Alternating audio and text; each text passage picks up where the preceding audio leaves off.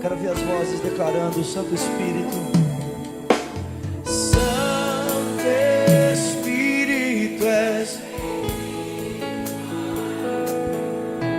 Vem inundar, encher.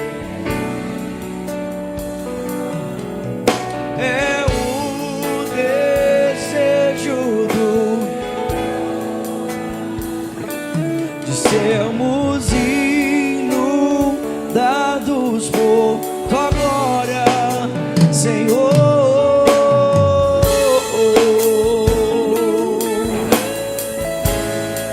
Levante as suas mãos a Ele, abre os seus lábios. Vamos exaltar o Espírito Santo, sua presença em nosso meio. Oh, te exaltamos, Deus. Declara Ele: não há nada, não há nada igual, não há nada melhor a que se comparar, a esperança viva, tua presença.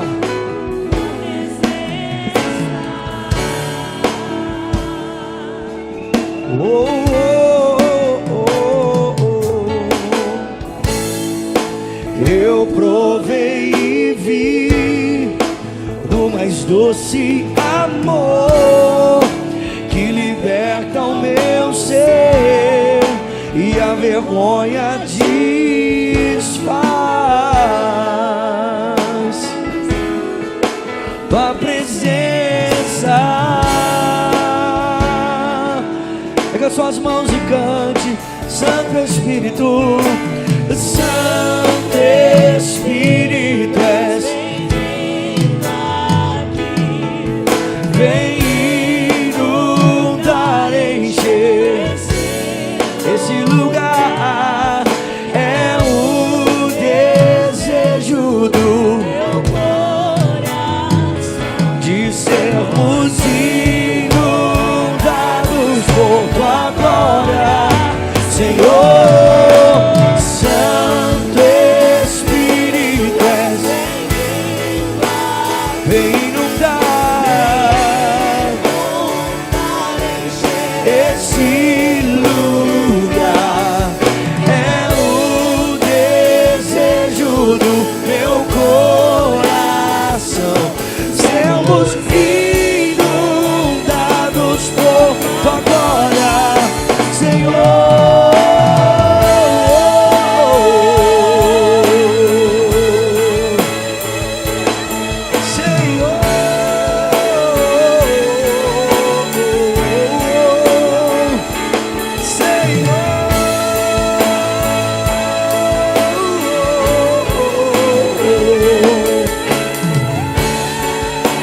Nessa noite vamos provar, erga suas mãos e cante: vamos provar. Vamos provar o quão real é tua presença. Vamos provar da tua glória e bondade. Vamos provar o quão real é tua presença. Diga isso a Ele: vamos provar da tua glória e vamos provar, vamos provar o quão real é tua presença.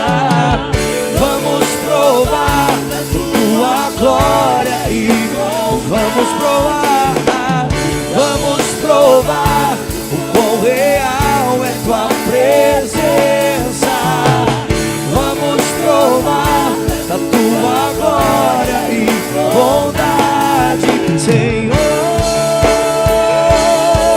Oh, oh, oh. Santo Espírito és bem-vindo aqui.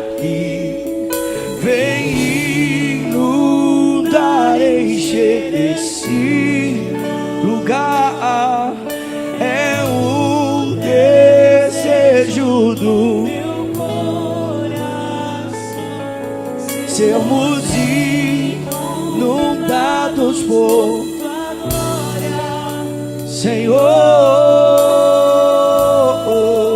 Você pode pegar na mão de quem está do seu lado nessa noite e levantar a mão dessa pessoa o mais alto que você puder. Se você não sabe o nome dela, pergunte o nome dela nessa noite. E vamos orar uns pelos outros nessa hora.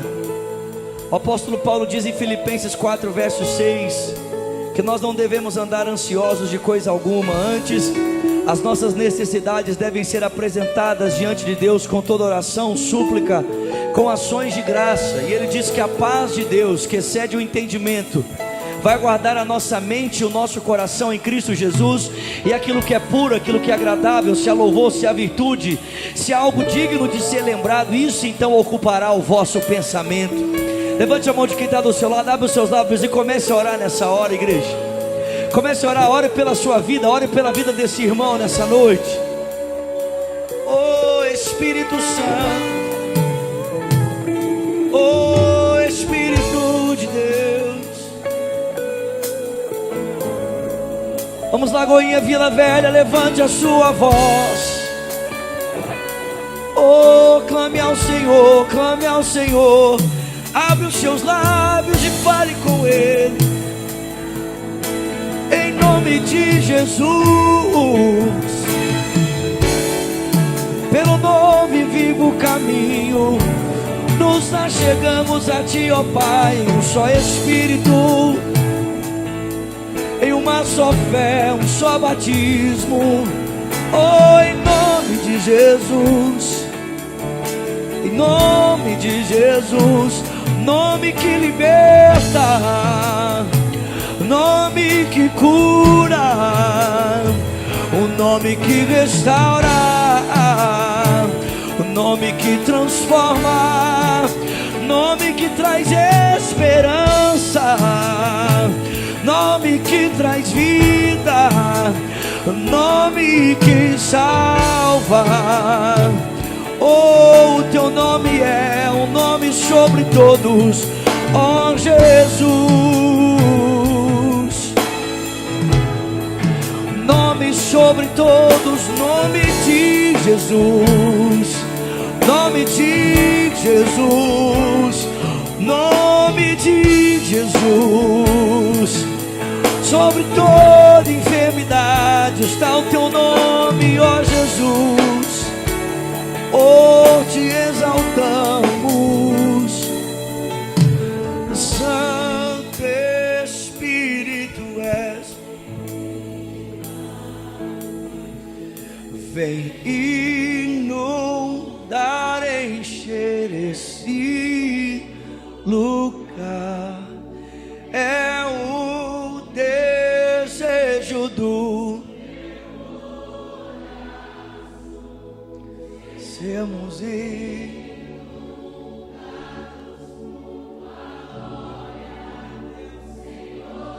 os reinos se abalam, os povos se curvam,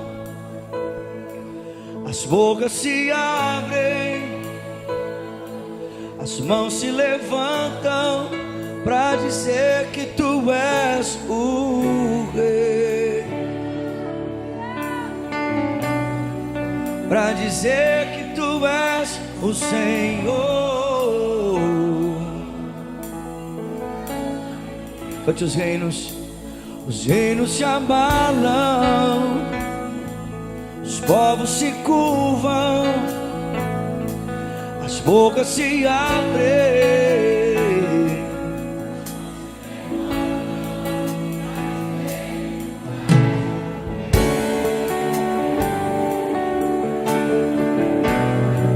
para dizer que Tu és o Senhor.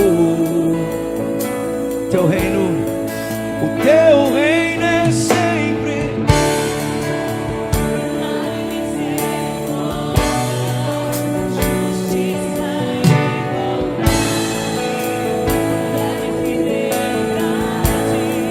A Tua igreja te adora,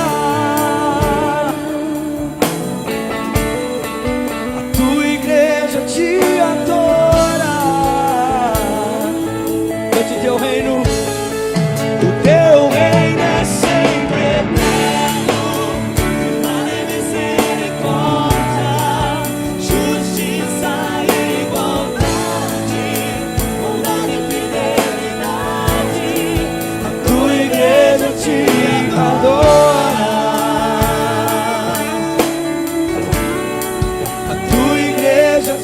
adora. Eu só voz e cante os reinos se abalam, os povos se curvam, as bocas se abrem, as mãos se levantam pra dizer que tu és o rei. Oh, oh, dizer que tu és o Senhor. Sim, os reinos se abalam, os povos se curvam, as bocas se abrem, as mãos se levantam pra dizer que tu és o rei, pra dizer que tu és o Senhor, pra dizer que tu és o rei, pra dizer que tu és o Senhor, pra dizer que tu és o rei,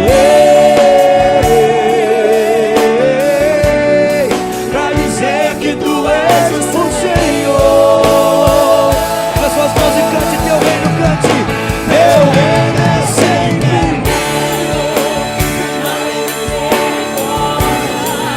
justiça, igualdade, bondade e fidelidade. A tua igreja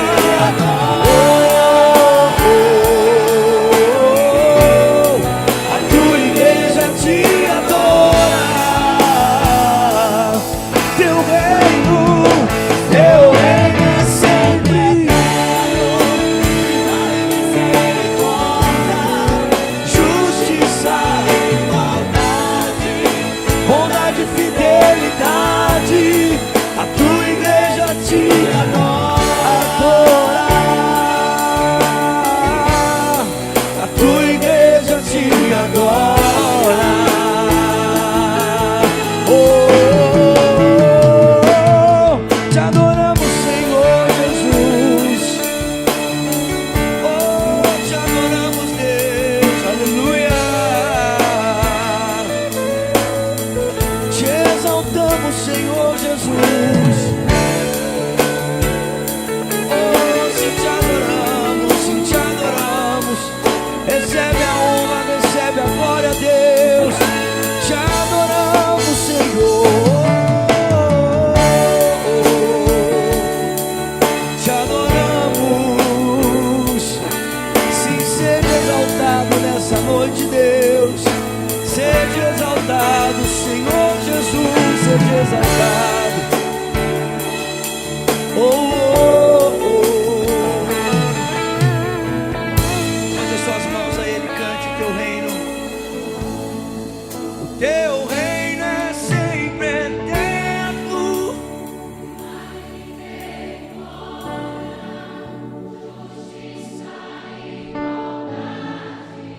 Bondade e fidelidade.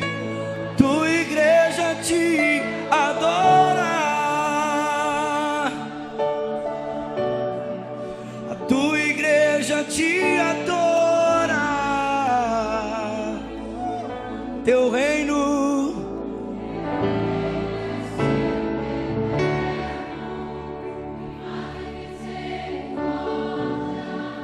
justiça, igualdade. A tua igreja te adora. Tua igreja te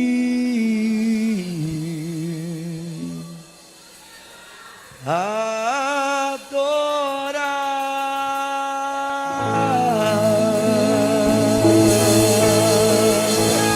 Você pode aplaudir ao Senhor nessa noite, exalte o nome dEle. Aleluia. Glória a Deus. Dê um abraço a quem está do seu lado aí. Diga para ele que bom que você está aqui nessa noite, meu irmão. Diga para ele, você está no lugar certo, na hora certa, e com as pessoas certas. Glória a Deus, glória a Deus. Você pode se assentar.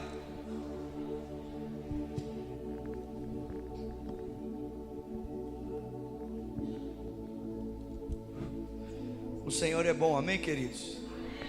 Glória a Deus. Abra comigo a sua Bíblia, por favor, no livro de 2 aos Coríntios, no capítulo de número 8.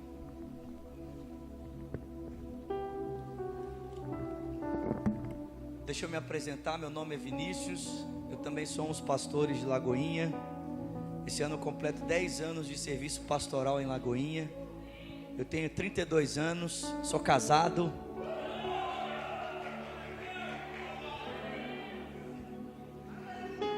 Sempre sonhei dizer isso. Eu sou casado. O nome da minha esposa é Virgínia. Estamos casados há 21 dias. Aleluia. Eu ainda estou no fogo do Pentecostes, amém, irmãos? Tem muito fogo nesse casamento, aleluia, Jesus. Fogo de Deus, irmãos. O que vocês estão pensando? Estou falando do fogo do primeiro amor. Os irmãos, viu, só Jesus, viu? Graças a Deus tenho servido ali. Também há 4 meses tenho pastoreado uma igreja local em um dos bairros de Belo Horizonte, chamado Jardim Paquetá. Tem sido uma experiência extraordinária. E pela graça de Deus também tenho viajado em alguns lugares para trazer a palavra do Senhor com o Ministério Cristo Vivo, esse ministério que o Senhor confiou às minhas mãos, e tem sido uma bênção, amém, irmãos? Nós vamos estar caminhando aqui, não sei, né? Nós vamos estar aqui, amém, irmãos? Glória a Deus. 2 aos Coríntios, capítulo de número 8, versículo de número 1. É bom eu me apresentar porque, se você viu a foto de divulgação, ali está um ser careca, né? Gordo e sem barba. Não sou eu. Não sou eu. Puseram uma foto lá, disseram que parece comigo. Não sou eu. Foi engraçado que esses dias eu cheguei num lugar para ministrar e os irmãos tinham colocado, né, aquelas fotos de divulgação. E aí eu cheguei de cabelo, de barba, mais magro. Aí uma das irmãs da igreja olhou e falou: pastor, não é ele, é mentira. Sério, eu não estou brincando. Ela falou assim: não é ele, é mentira. Eu falei: não, irmão, sou eu, né? Aquela foto que não sou eu mais, louvado seja Deus, amém? E tudo isso é resultado do que, irmãos? Do casamento.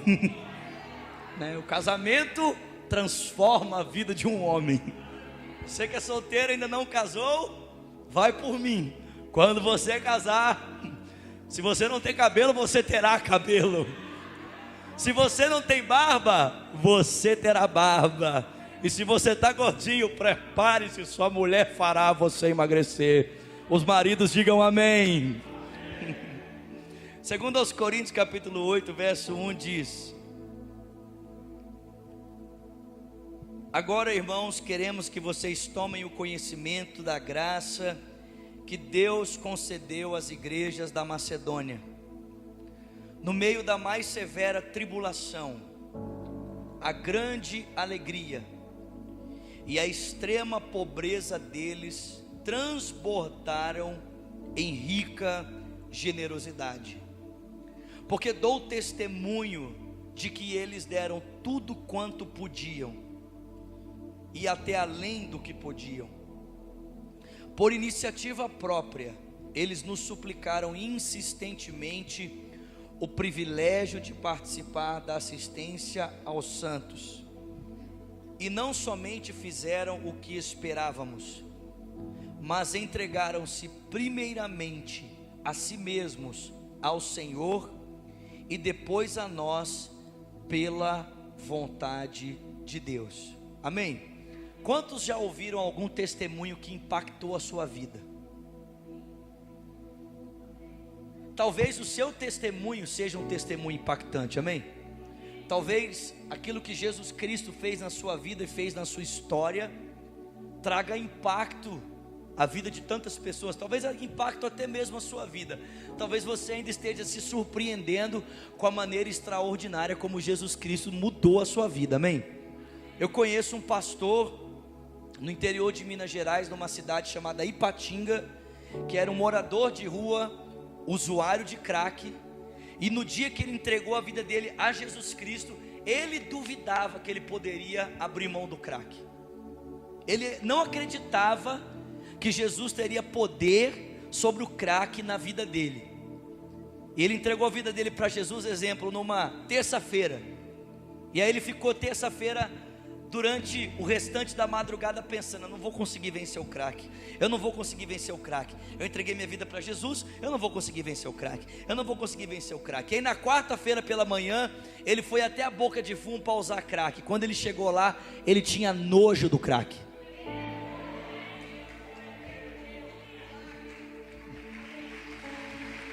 Você pode dar um glória a Deus por isso? Esse rapaz nunca mais usou crack. Nunca mais. Deixou a mendigância e hoje é pastor. Você pode dar uma glória a Deus por isso? É um testemunho impactante, sim ou não, irmãos? Jesus pode fazer essas coisas. Alguém crê nisso aqui? Ele pode. Agora é verdade que apesar da gente ter vivido coisas impactantes, às vezes a gente ouve um testemunho que parece ser mais impactante que o nosso, sim ou não? Sim ou não? Ô gente, é mais ou menos dessa maneira que eu leio esse texto. Quem está dando testemunho do procedimento dos macedônios não é nada mais e nada menos do que o apóstolo Paulo. E você sabe que o testemunho de Paulo é forte, sim ou não? O exemplo e o testemunho do que Cristo fez na vida de Paulo é extremamente impactante, irmãos.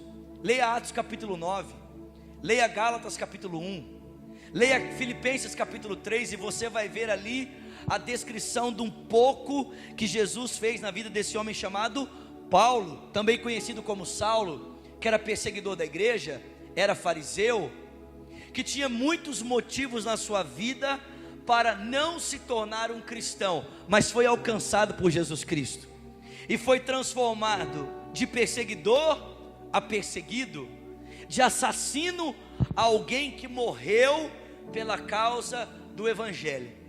Mas apesar do testemunho de Paulo ser profundamente impactante, quando Paulo olhou para a vida e para o testemunho dos macedônios ou dos filipenses, ele ficou impactado. Ele falou: gente, olha o que a graça de Deus fez na vida dos macedônios. Em primeiro lugar, Paulo destaca para nós o estado em que essa igreja se encontrava. Ele diz: esse pessoal vivendo uma dificuldade intensa, extrema pobreza, escassez em muitas das suas áreas da sua vida, eles transbordaram em rica generosidade. Olha o que o Paulo diz: porque eu, Paulo, dou testemunho de que esses caras deram tudo quanto tinham, e além do que podiam. Tem alguém comigo aqui?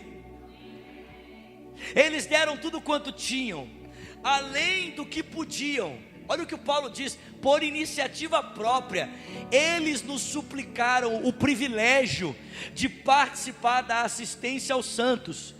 E quando eles não dispunham de um recurso material para entregar, para que os santos fossem assistidos, eles quiseram dar até mesmo a sua própria vida em prol de outras pessoas. Alguém pode dizer glória a Deus? Esse é o testemunho que Paulo está trazendo para a igreja dos Coríntios a respeito dos macedônios, dos filipenses. E como é que esses caras viveram isso? De que maneira eles puderam proceder dessa maneira, a fim de que o seu exemplo, o seu procedimento se tornasse um testemunho? Paulo diz: pela graça de Deus. Olha o que a graça de Deus provocou na vida dos macedônios. Por causa da graça de Deus eles agiram dessa maneira. Porque tudo na fé cristã é uma questão do que, irmãos? De graça. Tudo na fé cristã é uma questão da graça. Você só ora por causa da graça de Deus. Amém? Você só tem relacionamento com Deus por causa da graça. Você é habitado pelo Espírito Santo por causa do quê? Da graça. O seu relacionamento com os irmãos é baseado no quê? Na graça. O que sustenta a sua vida é o quê? É a graça.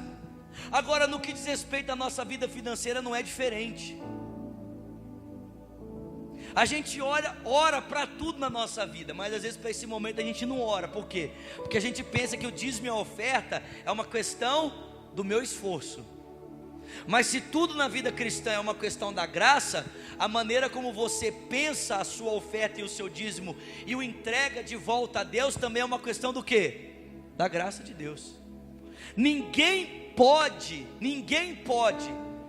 corresponder ao coração de Deus nesse momento, no que diz respeito a dar ou receber, senão por meio da graça. Porque esse momento não tem a ver com quantidade, tem a ver com qualidade. O que Deus espera do ofertante não é o que ele tem nas suas mãos, mas é a maneira como o coração dele vai ser dado com aquilo que ele tem nas suas mãos. Não é isso que o Paulo diz em 2 Coríntios 9,6? Quem semeia pouco, pouco também ceifará. O que semeia com abundância também ceifará. Cada um contribua segundo propôs o seu coração, não por tristeza, nem por necessidade, porque Deus ama ao que dá. Deus está muito mais interessado no coração do ofertante do que naquilo que ele traz nas suas mãos. Amém, irmãos? Porque você pode trazer a Deus R$100 e não trazer o seu coração. Como você pode trazer a Deus 1 centavo e ter o seu coração envolvido nessa oferta. Amém, irmãos? Por isso é que nós dependemos da graça de Deus, para que aquilo que fazemos por causa da graça se torne um testemunho. Paulo diz que a nossa generosidade vai resultar em ações de graças a Deus em 2 Coríntios 9, para que tendo sempre em tudo, em toda suficiência, nós possamos superabundar em toda boa obra, como está escrito: distribuiu, deu os seus bens aos necessitados, a sua justiça dura para sempre. Aquele que dá semente ao que semeia e o pão ao que come, ele também vai suprir, vai multiplicar a sua semente. Vocês vão ser abastecidos, enriquecidos de todas as maneiras, para que possam ser generosos, e em qualquer ocasião, naquilo que vocês fizerem, o nome de Deus possa ser glorificado. Alguém pode dar uma glória a Deus aí? Vamos aplaudir o Senhor mesmo. Glória a Deus. Então o que é que nós vamos fazer nesse momento? Nós vamos entregar ao Senhor os nossos dízimos e as nossas ofertas. Amém? Feche seus olhos, vamos orar. Senhor, recebe nessa hora a expressão do nosso amor.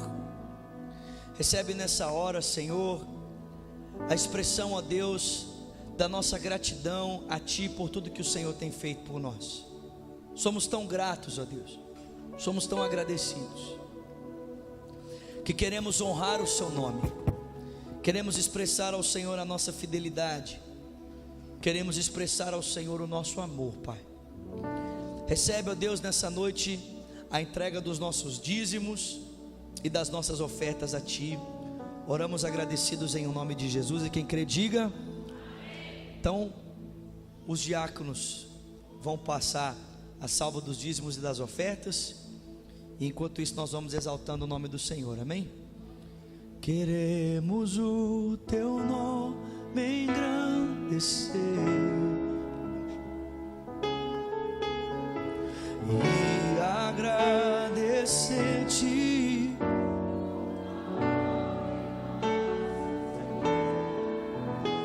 Confiamos em Teu infinito amor,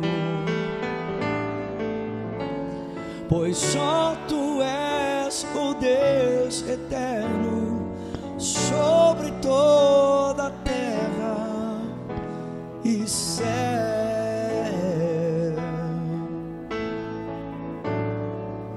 Cante que Ele é grande, grande.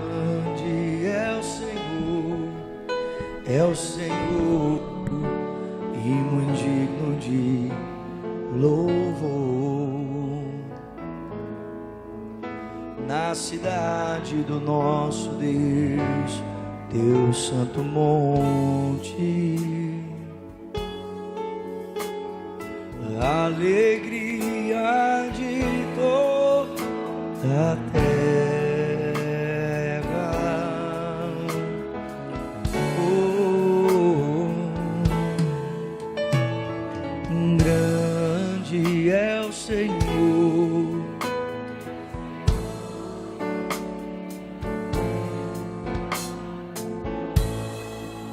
Ele nos ajuda, Ele nos ajuda contra o inimigo.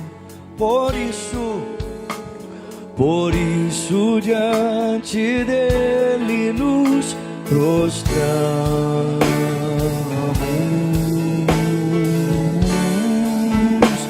Oh, queremos o teu nome engrandecer e agradecer-te por tua obra em nossas vidas. Confiamos em teu infinito amor, pois só tu és o Deus eterno e certo. Senhor, abençoamos os dízimos e as ofertas que foram depositados no teu altar e oramos para que com sabedoria sejam administrados, para que o teu reino cresça, o órfão, a viúva, o necessitado sejam socorridos e a tua palavra continue a ser pregada nos quatro cantos da terra.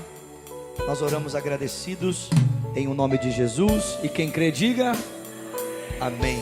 Abra comigo a sua Bíblia, por favor, em Atos, capítulo de número 2. Atos, capítulo 2. Tem alguém feliz de estar aqui essa noite? Vou perguntar de novo, tem alguém feliz de estar aqui essa noite? Glória a Deus. Atos capítulo 2,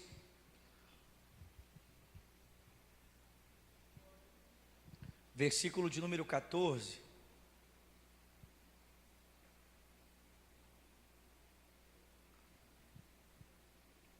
Enquanto você vai abrindo a sua Bíblia, no final dessa celebração, se você desejar, eu trouxe comigo o material do Ministério Cristo Vivo.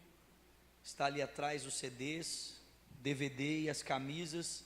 Se você quiser, passe no final do culto e adquira um dos nossos materiais ali.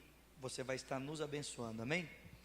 Atos capítulo 2, verso 14 diz: Então Pedro levantou-se com os 11 e em alta voz dirigiu-se à multidão: Homens da Judéia e todos os que vivem em Jerusalém, deixem-me explicar-lhes isto. Ouçam com atenção. Esses homens não estão bêbados como vocês supõem, ainda são 9 horas da manhã. Ao contrário, isto é o que foi predito pelo profeta Joel. Nos últimos dias, diz Deus, derramarei do meu espírito sobre todos os povos. Os seus filhos e as suas filhas profetizarão. Os jovens terão visões, os velhos terão sonhos. Sobre os meus servos e as minhas servas derramarei do meu espírito naqueles dias e profetizarão. E mostrarei maravilhas em cima no céu e sinais embaixo na terra: sangue, fogo e nuvens de fumaça. O sol se tornará em trevas, a lua em sangue, antes que venha o grande e glorioso dia do Senhor, e todo aquele que invocar o nome do Senhor será salvo. Israelitas, ouçam estas palavras: Jesus de Nazaré foi aprovado por Deus diante de vocês por meio de milagres, maravilhas e sinais que Deus fez entre vocês por intermédio dele, como vocês mesmos o sabem. Este homem lhes foi entregue por propósito determinado e pré-conhecimento de Deus, e vocês, com a ajuda de homens perversos, o mataram pregando-o na cruz. mas Deus o ressuscitou dos mortos, rompendo os laços da morte, porque era impossível que a morte o retivesse. Versículo de número 32. Deus ressuscitou esse Jesus, e todos nós somos testemunhas desse fato. Exaltado à direita de Deus, ele recebeu do Pai o Espírito Santo prometido e derramou o que agora vocês veem e ouvem. Versículo 36. Portanto, que todo Israel fique certo disto: este Jesus a quem vocês crucificaram, Deus o fez Senhor e Cristo. E quando ouviram isso, ficaram aflitos em seu coração e perguntaram a Pedro e aos outros apóstolos: que faremos, irmãos? E Pedro respondeu: arrependam-se, e cada um de vocês seja batizado em o nome do Senhor Jesus Cristo, para perdão dos seus pecados, e receberão o dom do Espírito Santo. Porque a promessa é para vocês, é para seus filhos, para todos os que estão longe, para todos quanto o Senhor, o nosso Deus, chamar. E com muitas outras palavras os advertia e insistia com eles: salvem-se desta geração corrompida. E os que aceitaram a mensagem e foram batizados, naquele dia houve um acréscimo de cerca de 3.000 pessoas. E eles se dedicavam ao ensino dos apóstolos e à comunhão, ao partir do pão e às orações. Todos estavam cheios de temor, e muitas maravilhas e sinais eram feitos pelos apóstolos. Os que criam mantinham-se unidos e tinham tudo em comum. Vendendo as suas propriedades e bens, distribuíam a cada um conforme a sua necessidade.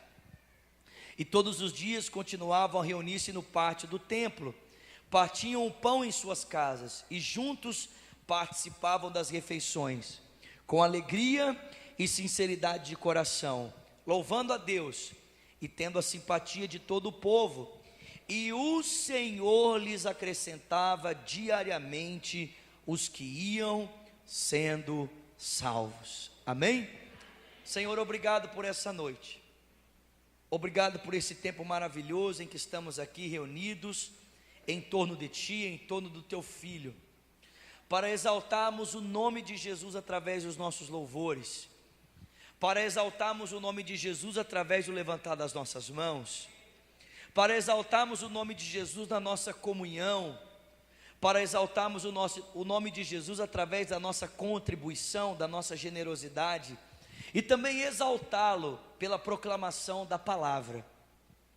Senhor, precisamos da Tua ajuda, ó Pai, para exaltarmos o nome de Jesus nesse momento. Por isso, envia-nos o Espírito para que Ele incline os nossos olhos, para que Ele incline os nossos ouvidos, para que Ele incline o nosso coração, na direção da voz do Teu Filho, que será proclamada a nós através da Tua palavra. Que todo o nosso ser possa ser inclinado em direção à pessoa do Senhor Jesus. E ajuda ao pregador desta noite, para que com sabedoria e graça vinda da parte do Senhor, ele possa, com ousadia e intrepidez, ó Deus, e simplicidade, compartilhar ao coração da Tua igreja a Tua palavra.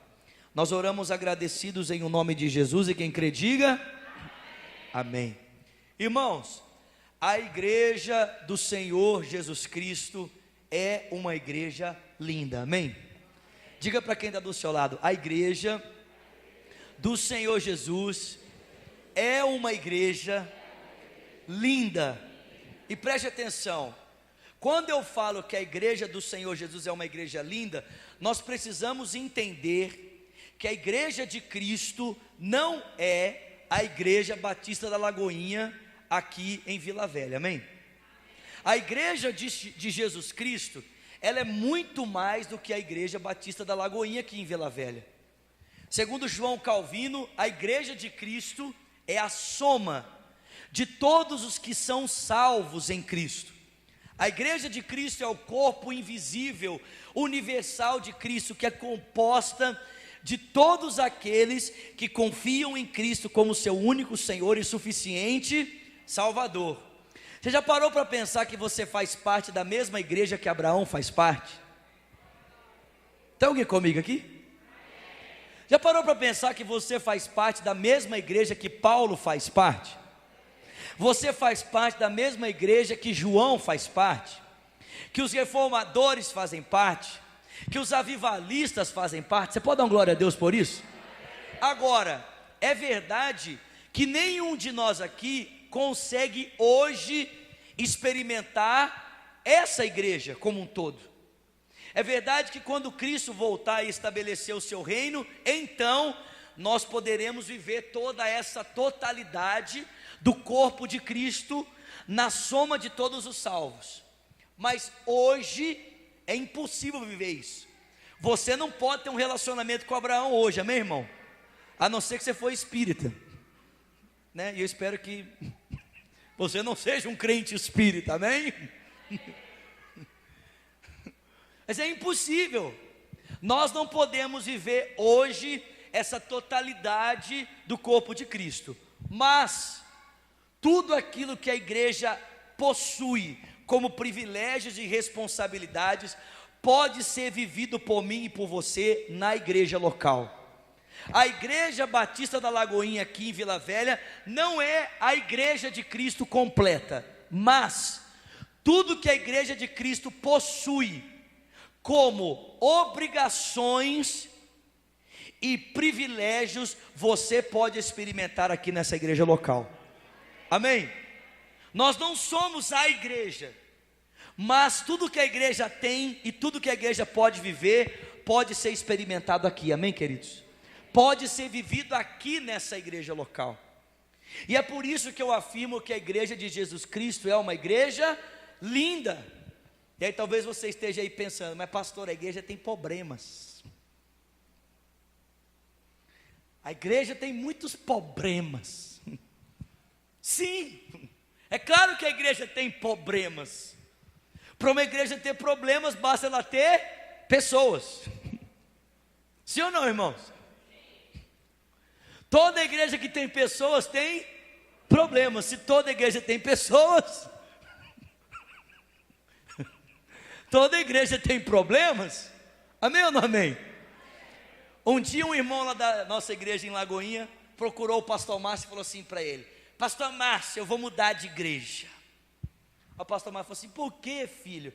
Não, porque eu achei uma igreja perfeita perto da minha casa, uma igreja que não tem problemas.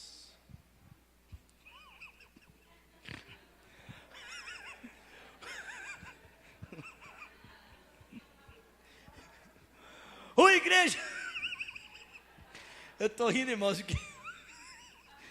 olha, olha a resposta que o pastor Márcio deu para ele: uma igreja sem problemas. Aí o pastor Márcio falou assim: ô filho, que pena, né?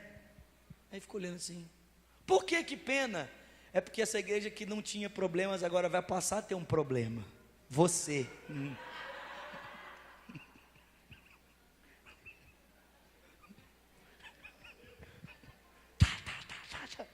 Como diria um amigo meu: enche, Senhor, enche a minha cara de tapas, né?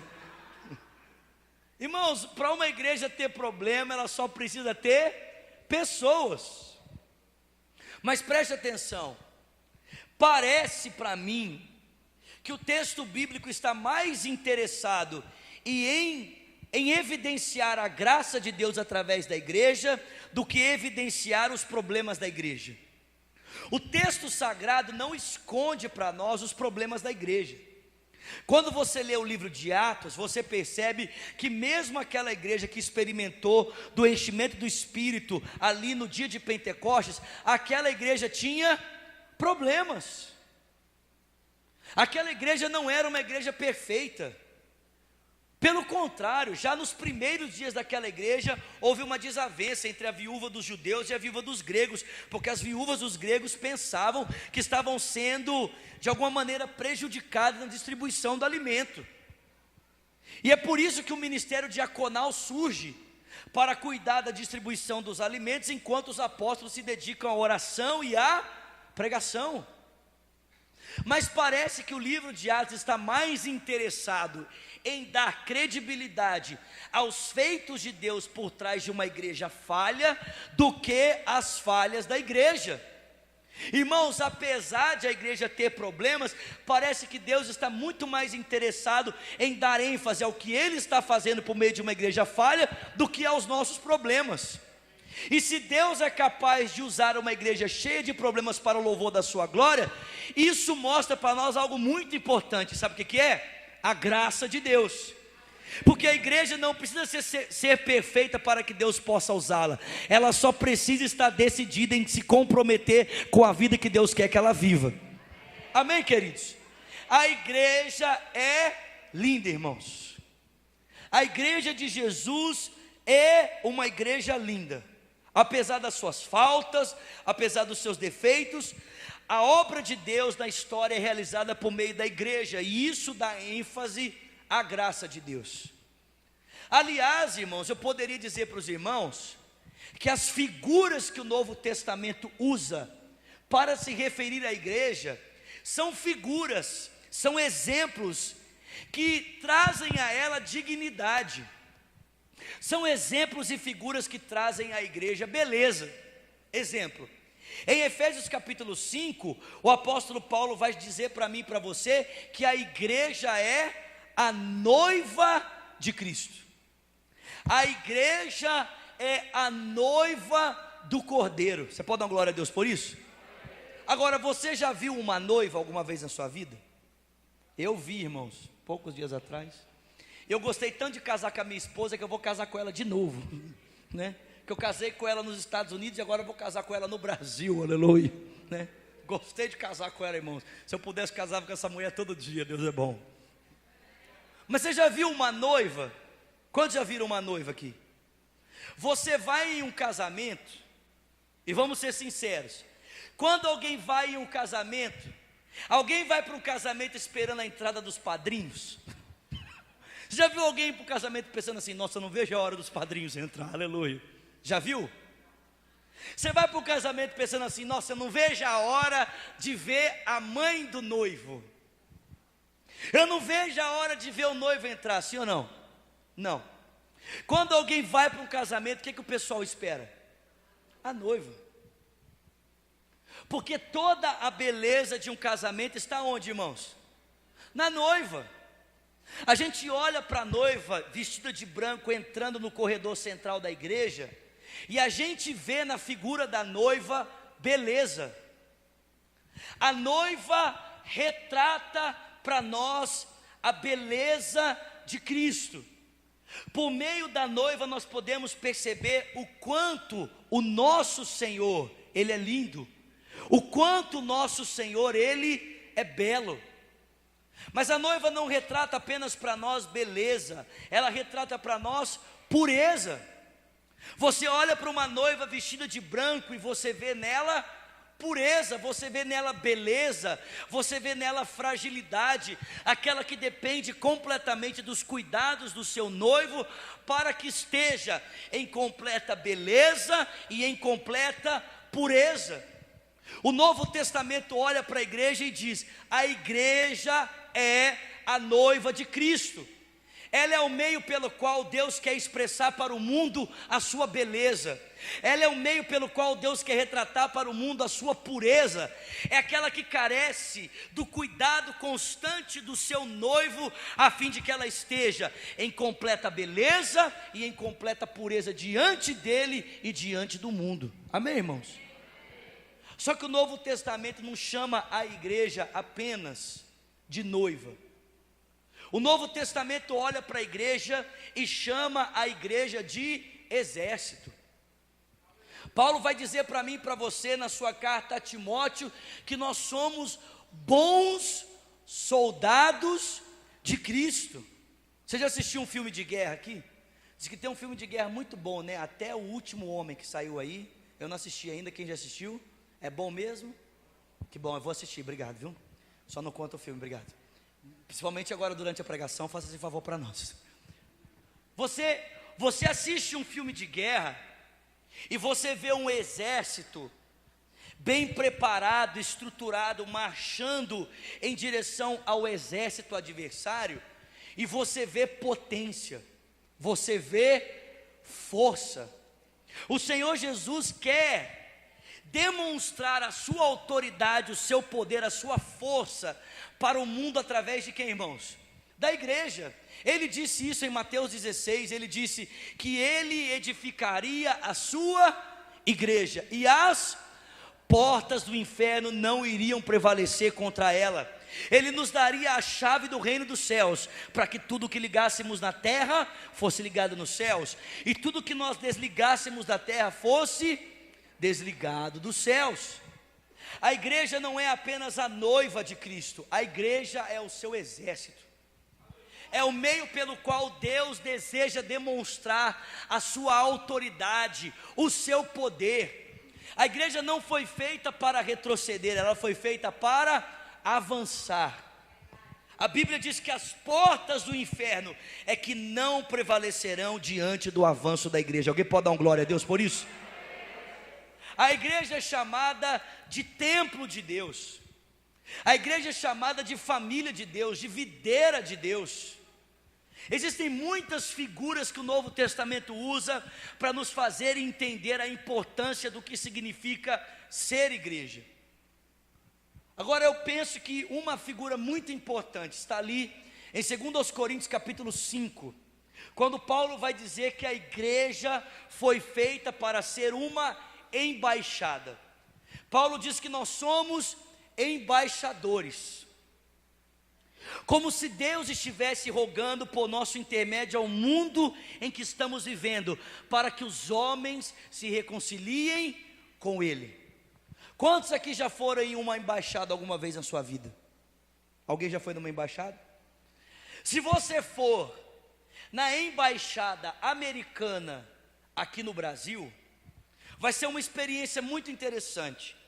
Porque apesar da embaixada americana estar em território nacional brasileiro, eu não sei se você sabe, aquele pedaço de terra em que a embaixada americana está estabelecida, não é solo brasileiro, é solo americano. Você entra na embaixada americana e a língua falada ali dentro é o inglês. Eu não sei se você sabe disso, mas se você cometer um crime dentro da embaixada americana, você não vai ser julgado pelas leis brasileiras, você vai ser julgado pelas leis americanas. Por quê, querido? Porque a embaixada dos Estados Unidos no Brasil é um pedaço dos Estados Unidos no Brasil. A Bíblia diz que a igreja foi chamada para ser a embaixada de Deus na terra. Tem alguém comigo aqui essa noite? Diga para quem está do seu lado: você e eu somos embaixadores. Diga para ele: a igreja é uma embaixada. Meu irmão, será que você consegue entender isso? Que toda a realidade do reino de Deus que será estabelecida na volta de Jesus Cristo deve ser ilustrada para o mundo hoje através da igreja. Você consegue entender isso? Que a igreja é a comunidade que vive hoje para anunciar o governo de Deus que será estabelecido sobre a terra na volta do Senhor Jesus. Quando você lê o Apocalipse, você descobre que por causa do governo de Cristo sendo estabelecido sobre a terra na sua volta, haverá justiça. Por que as nossas igrejas devem viver em justiça hoje? Por quê? Porque a igreja ilustra para o mundo a justiça que será estabelecida no futuro, no tempo de hoje. Por que existem curas, milagres, prodígios, sinais que acontecem dentro da igreja hoje? Muito simples, porque a Bíblia diz que quando o reino de Deus for estabelecido, quando o governo de Cristo for estabelecido na terra, os cegos enxergarão, os surdos ouvirão, os paralíticos andarão, não haverá sofrimento, não haverá dor, não haverá enfermidade. Então Deus hoje profeticamente nos leva a viver os sinais do reino, para que nós possamos no tempo presente ilustrar para o mundo a realidade do reino que está por vir. Nós somos uma embaixada, querido. Nós estamos aqui, mas a nossa cultura é outra. Nós estamos aqui, mas a maneira como pensamos o mundo, a maneira como pensamos a vida, a maneira como pensamos o homem, a maneira como pensamos a política, a maneira como pensamos a economia, a estrutura social e todas as esferas da sociedade não condiz com o pensamento desse mundo, porque o nosso reino não é esse reino. Amém, queridos? Nós somos aqueles que foram acordados, como disse C.S. Lewis, né? Nós fomos acordados para dizer para as pessoas que existe um reino que está por vir, e esse reino vencerá sobre todos os outros. Amém, meus irmãos? Agora, se queremos viver essa realidade, se queremos ser essa igreja que é noiva, se queremos viver essa realidade de igreja que é exército, expressa autoridade, da igreja que é família, da igreja que é embaixada, existem alguns princípios que são indispensáveis para nós vivermos essa realidade. E o texto que acabamos de ler aqui nessa noite mostra para mim e para você quais são esses valores, quais são esses princípios que são indispensáveis a uma igreja local, caso ela deseje representar, ser uma embaixada de Deus para esse tempo. E o primeiro princípio que o texto nos apresenta aqui, se nós queremos ser essa igreja que o texto bíblico nos apresenta para ser, é o Evangelho. Diga, o Evangelho. Diga para quem está do seu lado, o Evangelho. Você quer ser igreja, meu irmão? Quantos querem ser igreja aqui? Quantos querem viver toda a expectativa daquilo que Deus nos ensina sobre igreja na sua palavra? Quantos querem? Em primeiro lugar, nós precisamos do Evangelho. Porque, irmãos, sem Evangelho não existe igreja. A igreja está alicerçada, fundamentada, estruturada em uma pessoa. Que pessoa é essa, irmãos? Jesus Cristo. Se não estamos estruturados em Cristo, nós não somos igreja. Nós somos qualquer outra coisa.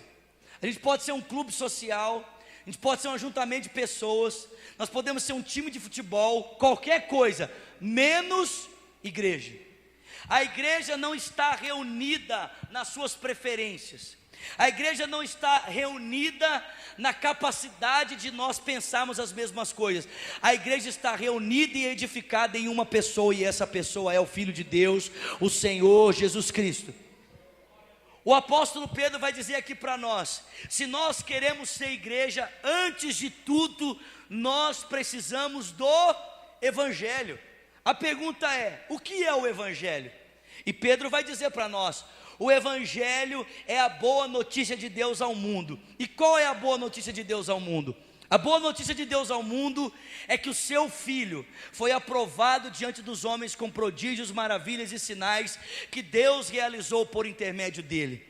Mas os homens, apesar de verem o testemunho de Deus a respeito de Jesus, com a ajuda de homens perversos, o tomaram para o pregar na cruz. Apesar de esse ser o plano pré-estabelecido de Deus para a vida do seu Filho. Mas a Bíblia diz que crucificado naquela cruz, entregando a sua vida por pecadores, a Bíblia diz que ao ser sepultado, Cristo não permanece na morte, Ele ressuscita ao terceiro dia. E eu poderia complementar a pregação de Pedro dizendo que Ele foi assunto aos céus, para receber a promessa do Espírito, de onde há de vir a julgar os vivos e os mortos. Se nós queremos ser igreja, irmãos, em primeiro lugar nós precisamos entender que nós precisamos do Evangelho. Não existe igreja sem Evangelho. Não existe comunidade local que possa ser chamada de igreja se ela não está centrada na pregação sobre Cristo, na vida de Cristo, na expectativa da vida que flui do Senhor Jesus. Amém, queridos? Se nós queremos ser igreja, nós precisamos do Evangelho. E normalmente quando se fala isso, o pessoal pensa assim: mas o Evangelho não tem que ser pregado para quem não é crente? A mensagem sobre Jesus é uma coisa muito importante para quem ainda não entregou a vida a Jesus Cristo. Afinal de contas, a pessoa precisa conhecer a Cristo, a fim de que, conhecendo o Senhor Jesus, ela possa se render ao seu senhorio. Mas depois que a gente entrega a vida para Jesus, aí a gente tem que ouvir assim umas coisas mais importantes. Depois que a gente entrega a vida para Cristo, aí nós temos que ouvir assim sobre batalha espiritual, libertação, quebra de maldição. Ô irmãos, a mensagem do Evangelho não tem que ser pregada só para o incrédulo. O Evangelho também tem que ser pregado para crente, sabia disso? Porque a vida cristã, irmãos, escute isso aqui. A vida cristã, ela não apenas começa com o Evangelho, ela se desenvolve por causa do Evangelho. A vida cristã não é desenvolvida na força humana. Nós não começamos a jornada cristã crendo em Jesus e depois nos aperfeiçoamos pelo esforço próprio. Não é assim, eu preciso ouvir o Evangelho para crer em Cristo e depois ouvir alguma coisa que leve eu a acreditar nos meus esforços para aperfeiçoar a vida cristã. Não, meus irmãos. Nós precisamos do Evangelho para nos tornarmos cristãos, mas também precisamos do Evangelho para nos desenvolvermos na vida cristã. Está lá em Colossenses capítulo 2, Paulo fala assim: assim como recebestes a Cristo, assim também andai nele. Diga comigo: assim como eu recebi a Cristo, assim eu devo andar nele. Eu pergunto para você, como é que você recebeu a Cristo? Porque se você não sabe como você recebeu a Cristo, como é que você vai andar nele? Quem não sabe como Cristo se torna presente na minha vida, não sabe como desenvolver a vida de Cristo na sua vida. Mas o Paulo diz: assim como eu recebi Cristo, assim eu devo andar nele. Eu vou dizer para você, sabe como você recebeu a Cristo? Pela graça, mediante a fé. Por causa da graça e por meio da fé, você recebeu a Cristo. Não é isso que o Paulo diz em Efésios 2? Porque nós somos salvos pela graça, mediante a fé. E isso não vem de vós, isso é um dom de Deus, não é das obras, para que ninguém se glorie. Nós entramos na vida cristã pela graça, mediante a fé. E como é que a gente se aperfeiçoa na vida cristã, irmãos? Como é que a gente caminha na vida cristã, irmãos? Pela força, pelo desempenho, pelos méritos, pela autonomia humana? Não, a gente caminha na vida cristã pela graça, mediante a fé. A gente começa confiando em Cristo e continua confiando em Cristo. Olhe para as epístolas, irmãos. Olhe para as cartas de Paulo. O Evangelho é tão importante que não importa qual a igreja local e qual o problema que a igreja local esteja vivendo, Paulo combate e resolve esses problemas a partir do que, irmãos? A partir do que, irmãos? Do Evangelho.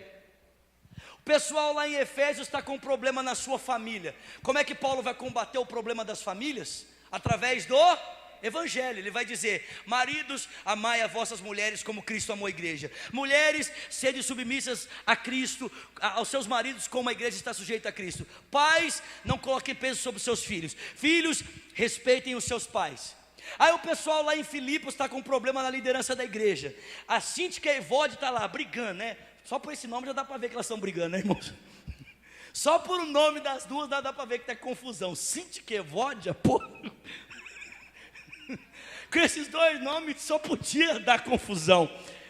E aí como é que o Paulo vai combater esse problema de confusão na liderança da igreja dos Filipenses? Capítulo 2 de Filipenses: tende em vós o mesmo sentimento que houve em Cristo Jesus. E os coríntios, cheios de orgulho espiritual, como é que Paulo vai combater isso? Vai lembrar eles que o evangelho por ele pregado não tem a ver com esforço, com competência. Pelo contrário, Paulo diz: eu estou proclamando a vocês Cristo e esse crucificado, que é escândalo para os gentios, é loucura para os gregos, mas para nós os que cremos ele é poder de Deus.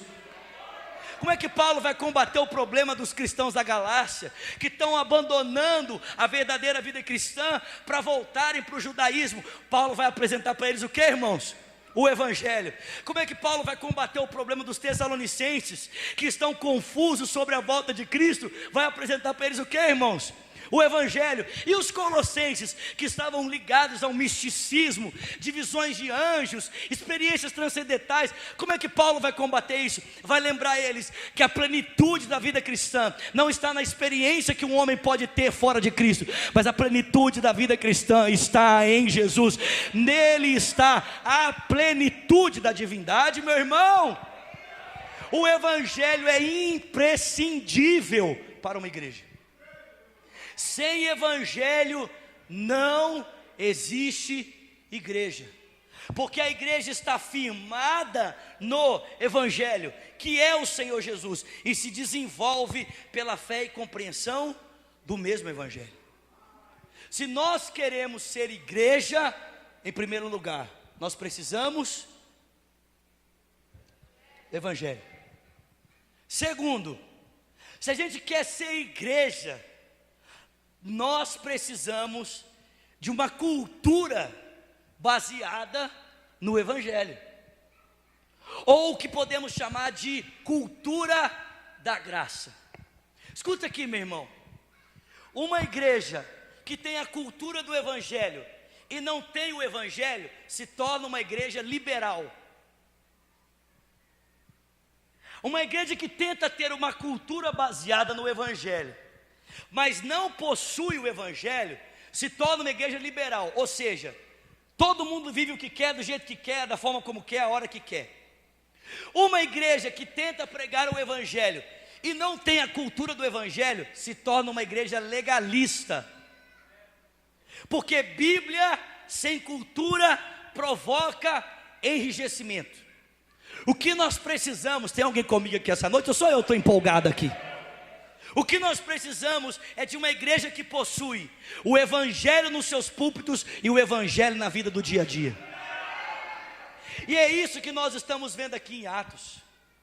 Olha o que a cultura da graça provocou na vida dessa igreja. O texto bíblico diz para mim e para você que esses caras começaram a comer o pão juntos, a partir o pão juntos, a estar um na casa dos outros, participando das refeições com singeleza e sinceridade do coração. Eles oravam juntos, eles estudavam a palavra juntos, e passaram a ter tudo em comum. Os caras começaram a vender as suas propriedades e bens, e a depositar nos pés dos apóstolos, para que entre eles, os que estivessem em dificuldade financeira, pudessem ser assistidos. Amém, irmãos? Assistidos.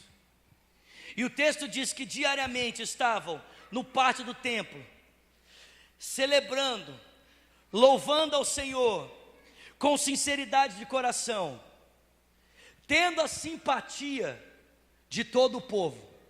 E o texto diz que o Senhor acrescentava diariamente a essa igreja os que iam sendo salvos. Tem alguém comigo aqui?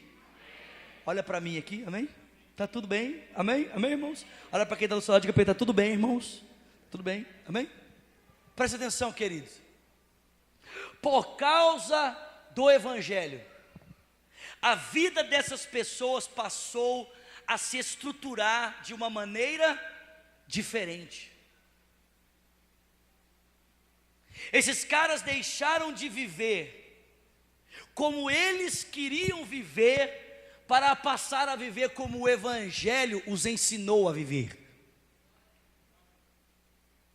Amém, irmãos? Escuta aqui, querido. Nós não podemos confundir cultura da graça com cultura pop. Tem alguém comigo aqui? Olha só, eu não tenho nada contra a luz, Nada contra fumaça, nada contra igreja preta. Amém? Estrutura preta, nada, não tem nada. Se eu tivesse, não estava lá na Lagoinha, amém, irmãos? Nós não somos satanistas, amém, irmãos?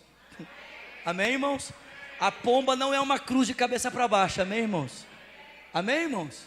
Ah, muito obrigado, tá? Mas a gente não pode pensar que jogo de luz, igreja preta, fumaça é igreja. Escuta aqui, querido, cultura pop não é cultura de graça. O pessoal está pensando que ser igreja é participar de evento, cantar música boa, postar foto no Instagram. Tempo atrás eu estava ouvindo um pregador chamado Paulo Júnior, mas não é o Paulo Júnior do Iá, porque tem o Paulo Júnior do Chicote Estrala, todo mundo sabe o que eu estou falando. Paulo Júnior da espada. Tem um outro Paulo Júnior, que é pastor de uma igreja chamada Sal da Terra. E aí perguntaram para ele se esses movimentos que a igreja vive hoje, se isso é avivamento. Olha a resposta dele, vê se ele não está sendo coerente no que ele está respondendo. Ele falou assim: se o que a igreja chama hoje de avivamento é avivamento, então Luan Santana é avivamento. Porque se avivamento, escuta isso aqui, se avivamento é um monte de gente junta, com uma estrutura de iluminação top, um monte de gente sentindo um monte de coisa, batendo foto e dizendo que isso é avivamento, então Luan Santana é avivamento. Porque no show do Luan Santana lota, tem luz para tudo quanto é lado, o povo sente um monte de coisa, sim ou não? Principalmente as mulheres, né? As meninas apaixonadas.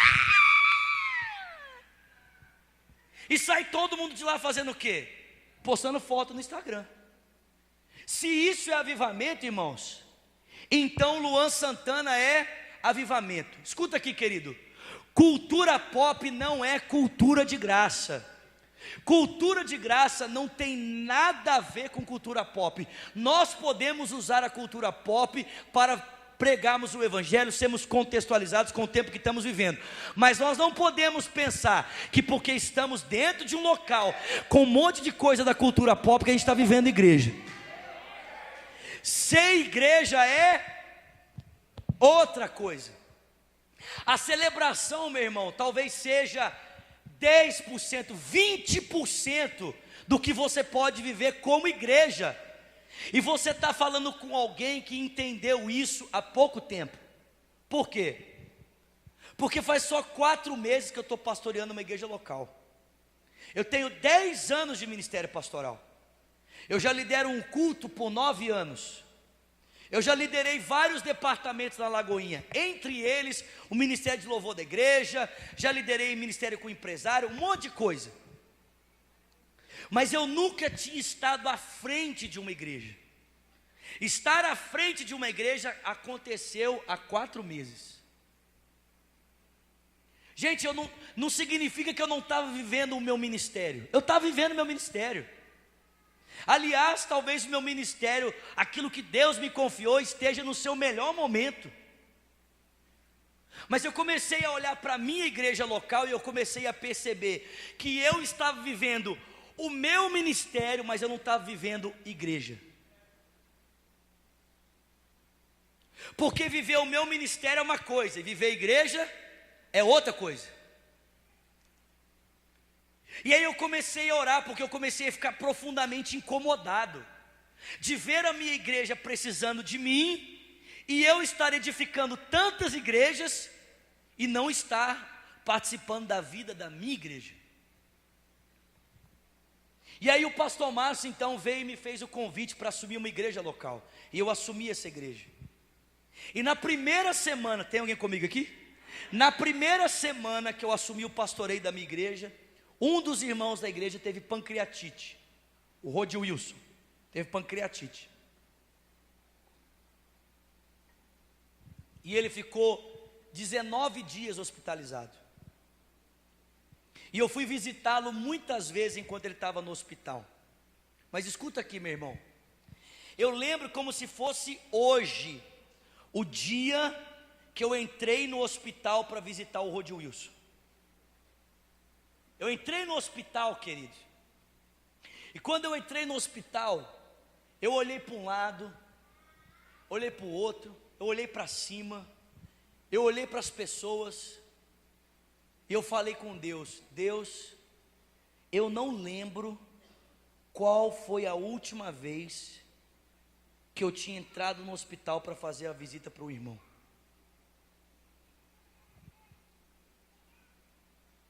Eu estava viajando, irmãos, edificando muitas pessoas, sentando com líderes, sentando com amigos, abençoando pessoas, pregando em muitos lugares. Mas quando eu entrei naquele hospital, eu pensei: Deus, qual foi a última vez que eu tirei um tempo da minha vida para estar cuidando da necessidade de um outro irmão? Se nós queremos ser igreja, nós precisamos de uma cultura de graça, irmãos. E cultura de graça significa começar a participar da vida de Cristo junto com outros irmãos. Porque, irmão, eu não sei se você entende dessa forma, mas orar não é uma coisa comum a nós, sim ou não? Orar é uma coisa comum para Jesus, porque Jesus é aquele que desde os tempos eternos tem relacionamento com seu Pai. Mas para nós orar não é normal, nós éramos inimigos de Deus. Como é que alguém quer falar com um Deus que é inimigo dele? Então, se você ora hoje, isso não é a sua vida, isso é a vida de Jesus em você. Você está experimentando de algo que só o Filho de Deus participava desde toda a eternidade, e Ele disponibilizou para mim e para você, para que a gente possa viver isso. Sim ou não? Se você faz jejum, você acha que jejum é uma coisa que a gente faz naturalmente? E tantas outras coisas que a vida cristã nos oferece, irmãos, não eram comuns a nós. Gente, quantos de nós aqui, antes de entregarmos a vida para Jesus, tínhamos o hábito de separarmos um tempo da nossa semana para dobrar o joelho e buscar Deus? Quantos aqui? Você, antes de entregar a sua vida a Cristo: não, eu preciso tirar um tempo da minha semana, estou precisando de fazer um jejum, porque a carne está gritando. Alguém fazia isso aqui? Quando é que você passou a fazer isso, meu irmão? Quando você entregou a sua vida a Cristo. Por quê? Porque a vida de Cristo começou a ser implantada na sua vida. As necessidades de Cristo começaram a se tornar as suas necessidades. E, querido, o mesmo acontece a respeito da comunhão.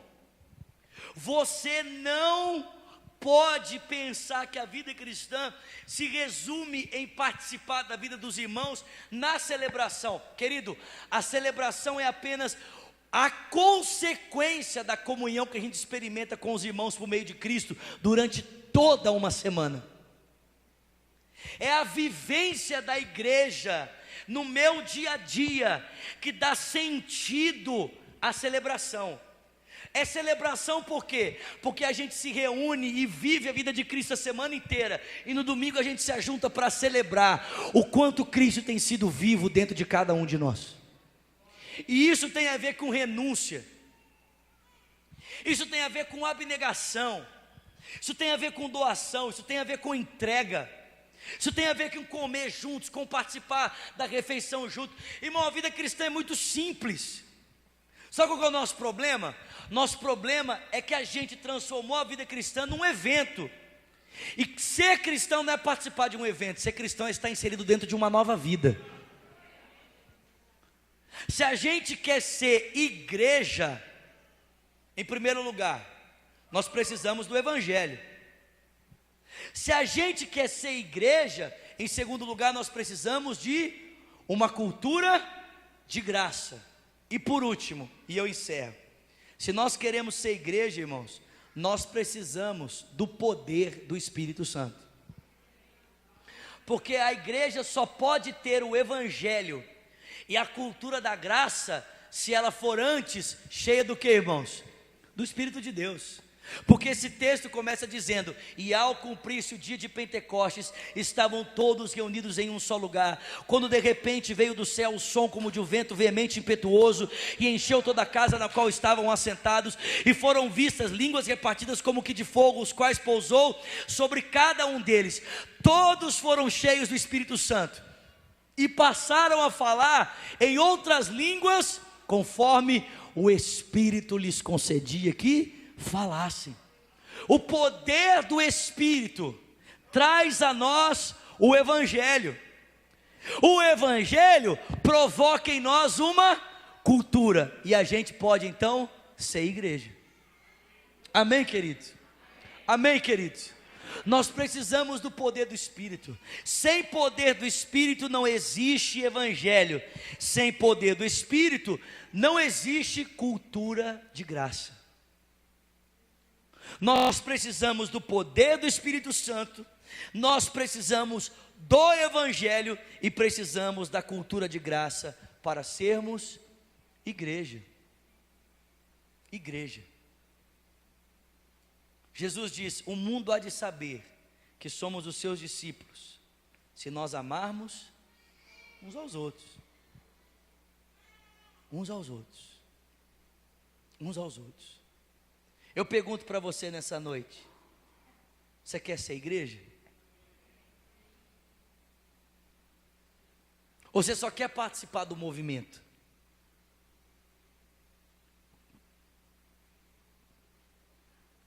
Você quer ser igreja ou você só quer estar no meio do ajuntamento?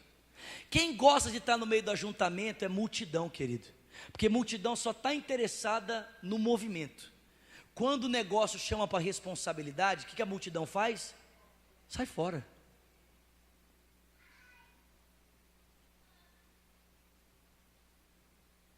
Um dia o irmão perguntou assim para o pastor Márcio: por que eu preciso de estar na igreja? Eu adoro quando as pessoas procuram o pastor Márcio com essas perguntas, irmão. Porque o pastor Márcio, ele é todo assim: ah, filho, né? Só que ele fala assim: ah, filho, bota a cabeça. Ah, filho, bate a pessoa no meio. Aí o cara: por que eu tenho que estar na igreja? Por que eu tenho que ser igreja? Eu posso assistir o culto pela televisão, posso dar o meu dízimo por transferência eletrônica, por que eu tenho que fazer parte da vida da igreja? O pastor Márcio falou para ele: muito simples, para que você possa ser disciplinado. Você precisa estar na igreja, meu irmão, porque a igreja não é feita só de privilégio, a igreja é feita também de responsabilidade. Tudo que a igreja possui no que diz respeito a privilégios e benefícios, você vive na igreja local. Agora, uma igreja só pode ser chamada de igreja se ela tem o Evangelho, cultura de graça e poder do Espírito Santo. Amém, querido? Fica de pé no seu lugar, por favor.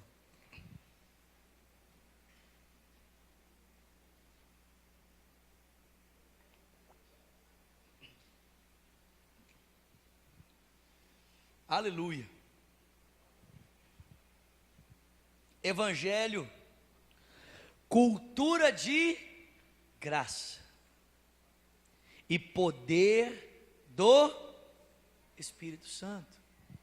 Simples, amém, irmãos?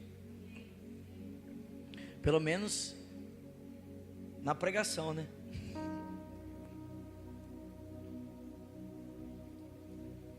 Jesus não te chamou para um evento, meu irmão.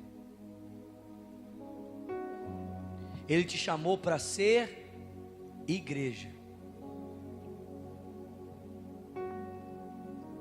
Uma outra figura que o Novo Testamento usa para ilustrar o que é igreja é chamar a igreja de família. Família, diga comigo, família. Mais uma vez. Família.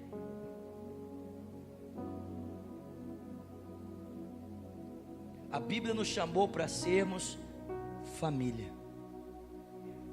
Família. Feche seus olhos. Família. Família de Deus. Feche os seus olhos.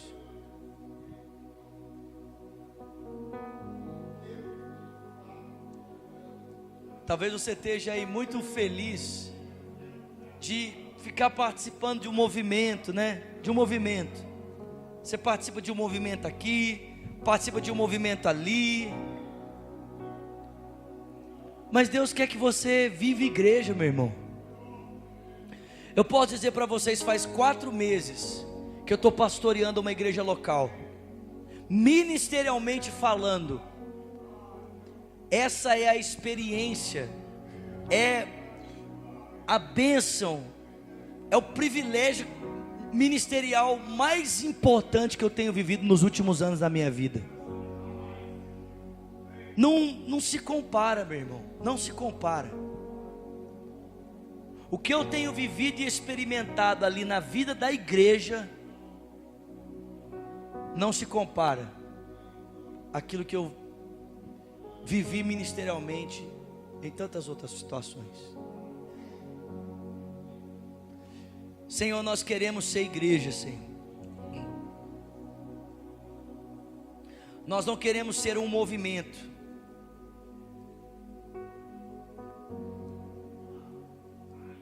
O Senhor se entregou naquela cruz para comprar para si um povo dos que procedem de todo povo, tribo, língua e nação.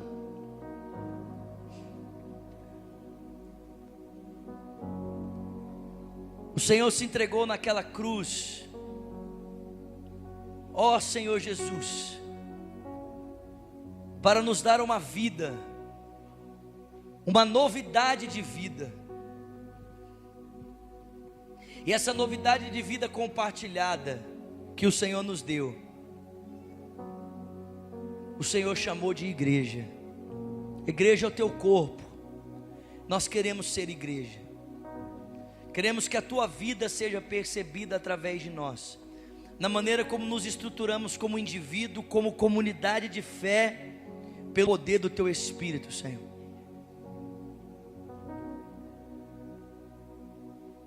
Toca-nos, ó Deus. Pai, em dias em que as pessoas dizem: eu quero Jesus, mas não quero igreja.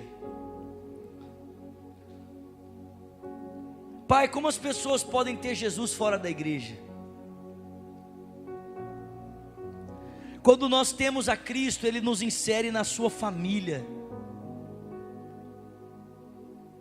Quando Jesus entra na nossa vida, Pai, Ele traz juntamente com Ele todos os seus irmãos. Nunca foi projeto do Senhor que a nossa vida espiritual fosse vivida individualmente. O Senhor sempre sonhou que essa vida espiritual fosse vivida em comunhão. Por isso que o Senhor nos ensinou a orar na primeira pessoa do plural, dizendo Pai Nosso, e não meu Pai. O Senhor nos ensinou a pensar a espiritualidade, a vida de oração no coletivo, a orarmos não apenas por nós, mas pensarmos nos outros enquanto estamos diante do Senhor. Ajuda-nos a sermos igreja, encha-nos do poder do Espírito, para que haja no nosso meio o Evangelho. Encha-nos do poder do Espírito, para que haja no nosso meio, Senhor, cultura de graça, e que o mundo veja a embaixada do teu reino entre nós. Faça isso, ó Deus, nós te pedimos, para a glória do teu nome. Com seus olhos fechados, coloque as suas 2 mãos sobre o seu coração, por favor. Talvez você esteja aqui nessa noite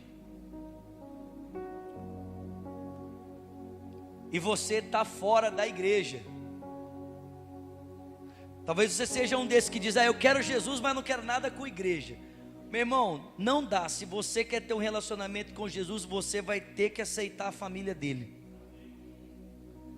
Eu disse para você, eu estou casado há 21 dias. Você acha que era possível casar com a minha esposa e não casar com a família dela? Sim ou não? Não. Como é que a gente pensa que pode casar com o noivo e não ter a família do noivo?